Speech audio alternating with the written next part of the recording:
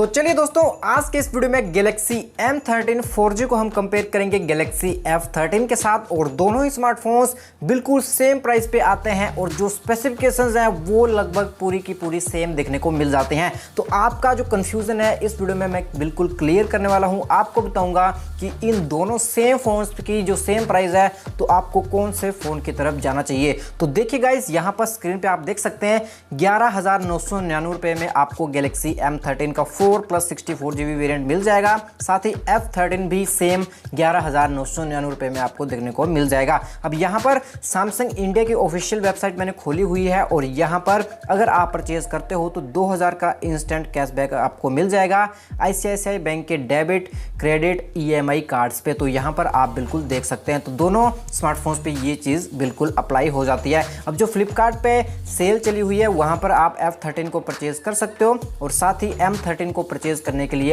आपको Amazon की prime membership भी लेनी पड़ सकती है। तो वहाँ पर आप चेकआउट कर सकते हो, लेकिन ये एक ईजी तरीका है। ऑफिशियल सैमसंग की वेबसाइट से आप डेफिनेटली यहाँ पर परचेज कर सकते हो। तो चलिए गाइस, अब स्टार्ट करते हैं हम सबसे पहले डिस्प्ले से। तो डिस्प्ले के मामले में यहाँ पर आप देख सकते हो 6.6 इंचेस का डिस्प्ले दोनों ही स्मार्टफोन्स में लगा है, जो कि राउंडेड कॉर्नर के साथ आता है। इसी के साथ जो रेजोल्यूशन है वो दोनों ही स्मार्टफोन्स में फुल HD प्लस का देखने को मिल जाता है, जो कि 1080x2408 का है। बिल्कुल एग्जैक्ट दोनों में सेम है। साथ ही जो टेक्नोलॉजी है डिस्प्ले में वो PLS LCD लगी हुई है और इसी के साथ ही 16 मिलियन कलर डेप्थ का यहाँ पर हमें दोनों ही स्मार्टफोन में सपोर्ट देखने को मिल जाता है। तो दोनों स्मार्टफोन की जो डिस्प्ले है वो बिल्कुल एग्जैक्ट सेम है, एक पॉइंट का भी फर्क नहीं है। तो डिस्प्ले के मामले में आप कोई सा भी स्मार्टफोन पिक कर सकते हो। नेक्स्ट हम बढ़ते हैं अपने कैमरा स्पेसिफिकेशन की तरफ। तो कैमरा के मामले में भी आप देख सकते हो चीज़ें बिल्कुल आपके सामने क्लियर हैं। 50-50 मेगापिक्सल के कैमरे दोनों में लगे हुए हैं। 5-5 मेगापिक्सल का एक और लेंस है और 2 मेगापिक्सल का एक और लेंस हमें देखने को मिल जाता है। जो इनके अपर्चर साइजेस हैं वो बिल्कुल सेम देखने को मिल जाते हैं, जैसे कि आप यहाँ पर देख सकते हो। रियर ऑटो फोकस का सपोर्ट भी यहाँ पर देखने को मिल जाता है। OIS है वो दोनों ही स्मार्टफोन में देखने को नहीं मिलता है। तो कैमरा के मामले में भी एग्जैक्ट सेम ही देखने को मिल जाते हैं। अब थोड़ा सा अगर हम और आगे स्पेक्स की तरफ बढ़े हैं तो जो डिजिटल जूम है वो अप टू 10x दोनों में मिलता है और जो फ्रंट कैमरा है वो दोनों में ही 8 मेगापिक्सल का देखने को मिल जाता है। इसी के साथ ही फ्रंट कैमरा भी जो अपर्चर है f2.2 का ही लेकर आता है और फ्रंट कैमरा में ऑटो फोकस दोनों ही फोन्स में देखने को नहीं मिलता है। फ्रंट कैमरा OIS तो दोनों में नहीं है, लेकिन इसी के साथ जो रियर कैमरा फ्लैश है वो आपको दोनों स्मार्टफोन में देखने को मिल जाएगी और जो वीडियो रिकॉर्डिंग का सपोर्ट है दोनों में आप मैक्स फुल HD 30 FPS ही ओनली रिकॉर्ड कर सकते हो। तो यहाँ पर आप ये चीज़ देख सकते हो कि फुल HD 30 FPS तक वीडियोज़ को आप मैक्सिमम रिकॉर्ड कर सकते हो। तो कैमरा के मामले में भी हम ये कह सकते हैं कि दोनों में एग्जैक्ट आपको same image quality videos quality मिलेंगे, बिकॉज सब चीज़ें हमें यहाँ पर सेम ही देखने को मिल जाती हैं। बाकी हल्के से पॉइंट का फर्क हो सकता है जब आप अपनी आंखों से दोनों में डिफरेंस नोट कर सकते हो। नेक्स्ट हम बढ़ते हैं इसके मेमोरी की तरफ। तो मेमोरी जो स्टार्ट होती है वो 4GB से स्टार्ट हो रही है और 64GB वेरिएंट आपको इसका फर्स्ट वेरिएंट में देखने को मिल जाएगा। इसी के साथ ही जब भी आप अपने फ़ोन को लेते हो तो 47.1GB अवेलेबल मिलेगी आपको Galaxy M13 में और 47.9GB अवेलेबल मिलेगी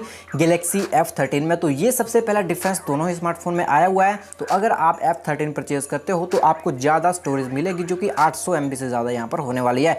साथ ही अगर आप मेमोरी कार्ड भी लगाना चाहते हो तो 1 TB तक दोनों ही स्मार्टफोन्स में लगा सकते हो। साथ ही दोनों स्मार्टफोन डुअल सिम के साथ आते हैं, यानी कि 2 सिम्स और एक मेमोरी कार्ड आप दोनों ही स्मार्टफोन्स में लगा सकते हो। और सिम कार्ड्स आपके बिल्कुल जो छोटे वाले होते हैं नैनो यहाँ पर होने चाहिए। तो यहाँ पर आप सिम स्लॉट टाइप बिल्कुल देख सकते हो। अब दोनों ही स्मार्टफोन 4G LTE का सपोर्ट अपने साथ लेकर आते हैं, 5G स्मार्टफोन नहीं है। तो ये चीज़ आपको डेफिनेटली बिल्कुल ध्यान में रखनी है।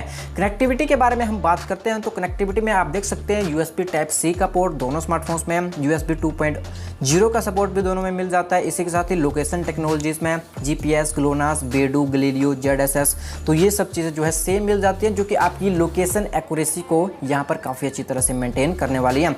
इसी के साथ ही 3.5 mm ऑडियो जैक भी दोनों स्मार्टफोन पे मिल जाता है। तो लीड्स वाले हेडफोन्स के थ्रू आप यहाँ पर म्यूज़िक को एंजॉय कर सकते हो। और इसी के साथ ही अगर हम आगे बढ़ें तो वाईफाई 2.4+5 GHz का सपोर्ट हमें दोनों ही स्मार्टफोन्स में देखने को मिल जाता है। वाईफाई डायरेक्ट दोनों में मिल जाता है। ब्लूटूथ वर्जन 5 है, जो कि अच्छी बात है। तो अच्छे ब्लूटूथ कनेक्शन भी आपको इन दोनों स्मार्टफोन्स के साथ देखने को मिल जाएंगे। नेक्स्ट पढ़ते हैं हम अपने OS की तरफ। तो दोनों ही स्मार्टफोन्स एंड्रॉयड पे चलते हैं और दोनों ही स्मार्टफोन्स में One UI 4 कोर देखने को मिल जाता है और गैलेक्सी M13 में एक सबसे बड़ी एडवांटेज ये है कि यहाँ पर आपको नॉक्स सिक्योरिटी का सपोर्ट डेफिनेटली देखने को मिलने वाला है। F13 में नॉक्स सिक्योरिटी का सपोर्ट हमें देखने को नहीं मिलता। इसी के साथ ही और अगर हम सेंसर की तरफ बढ़ें तो आपको ढेर सारे सेंसर यहाँ पर देखने को मिल जाते हैं, जैसे कि एक्सेलेरोमीटर है, फिंगरप्रिंट सेंसर आपको दोनों स्मार्टफोन्स के साइड माउंटेड मिलेगा, जियो मैग्नेटिक सेंसर भी दिया गया है, वर्चुअल लाइट सेंसिंग है और वर्चुअल प्रॉक्सिमिटी सेंसिंग। तो कुछ इस तरह के जो सभी सेंसर्स हैं वो हमें सेम दोनों ही स्मार्टफोन्स में देखने को मिल जाते हैं। अब ये जो डायमेंशन वाला पार्ट है दोस्तों, तो इस पार्ट को आप डेफिनेटली ध्यान से देखिएगा, आपको समझ आ जाएगा कि क्या डिफरेंस मिलता है या नहीं, या जो इनका वेट है या साइज़ वगैरह है वो भी एग्जैक्ट सेम है। तो देखिए डायमेंशंस में एग्जैक्ट सेम देखने को मिल जाते, कोई भी यहाँ पर डिफरेंस हमें देखने को नहीं मिला है और वेट भी एग्जैक्ट दोनों स्मार्टफोन का सेम है। तो सैमसंग ने ऐसा किया है कि जो F13 है वही M13 है, बाकी जो नाम चेंज किया है और हल्की सी जो मेमोरी है वो 47.9 हमें F13 में मिल जाती है, जो कि इंटरनली है। लेकिन बाहर से अगर हम देखें तो दोनों स्मार्टफोन एग्जैक्ट सेम है और आप इनमें डिफरेंस नोट नहीं कर सकते हो। इसी के साथ ही बैटरी बैकअप आप यहाँ पर अब देखिए, अगर इंटरनेट यूज़ आप करते हो कंटिन्यूसली तो 24 घंटे तक आपको इसका जो बैकअप है वो देखने को मिल जाएगा। इसी के साथ ही वीडियो प्लेबैक आपको 23 आवर्स तक दोनों ही स्मार्टफोन्स में मिल जाएगा, जो कि एग्जैक्ट सेम नंबर है और दोनों ही स्मार्टफोन्स में डिफरेंस नोट कर पाना बिल्कुल मुश्किल काम यहाँ पर हो गया है। साथ ही 6000 mAh की बैटरी है, 15 वोल्ट का चार्जिंग का सपोर्ट मिल जाता है, लेकिन चार्जर आपको अलग से परचेज करना पड़ेगा। अगर आप samsung.com से परचेज करते हो इस फ़ोन को तो चार्जर जो है आपको 300 रुपये में मिल जाएगा, जो कि 25 और 15 वोल्ट के आसपास हमें देखने को मिल जाता है। तो यहाँ पर आप डेफिनेटली ये चीज़ चेक कर सकते हैं। अब दोस्तों दोनों ही स्मार्टफोन्स में एक्सिनोस का 850 ऑक्टा कोर प्रोसेसर लगाया गया है, जो कि पिछले बार F12 और M12 में भी यही प्रोसेसर था और इस बार भी सैमसंग ने इसे अपग्रेड नहीं किया है। हालांकि आपके डे टू डे टास्क को ये काफ़ी अच्छी तरह से कंप्लीट कर देगा, यानी कि ज़्यादा हैवी गेमिंग तो आप इसमें नहीं कर पाओगे, हल्की फुल्की गेमिंग आपको दोनों ही स्मार्टफोन्स करने का ऑप्शन दे देंगे। और इसी के साथ ही अगर हम बात करते हैं हैवी गेमिंग की तो वो आप यहाँ पर शायद ही कर पाएँ, तो इस चीज़ का आपको यहाँ पर डेफिनेटली बिल्कुल ध्यान रखना पड़ेगा।